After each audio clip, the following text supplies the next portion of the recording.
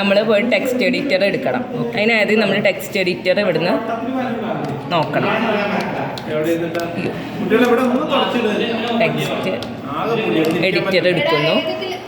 Text editor എടുക്കുന്നു. നമ്മൾ programme ഇവിടെ ടൈപ്പ് ചെയ്യുന്നു. എന്നിട്ട് നമ്മൾ ഇതിൽ പോയിട്ട് ക്ലിക്ക് ചെയ്ത് സേവ് ആസ് കൊടുക്കുക.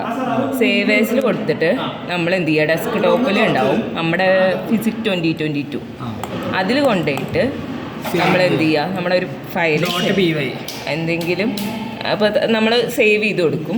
എന്നിട്ട് ഇവിടെ സേവ് കൊടുക്കുക. അപ്പോൾ എന്തെങ്കിലും സേവ് കൊടുക്കുമ്പോൾ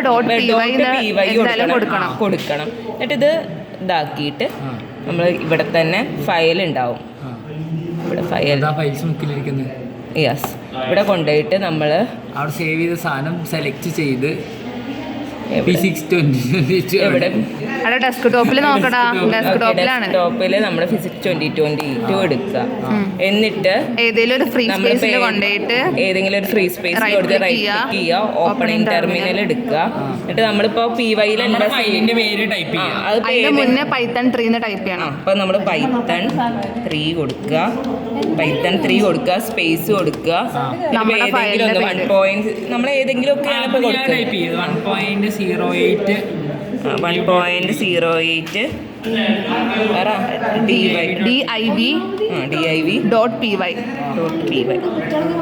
പിന്നെ എൻ്റർ കൊടുക്കുക. കൊടുത്തു.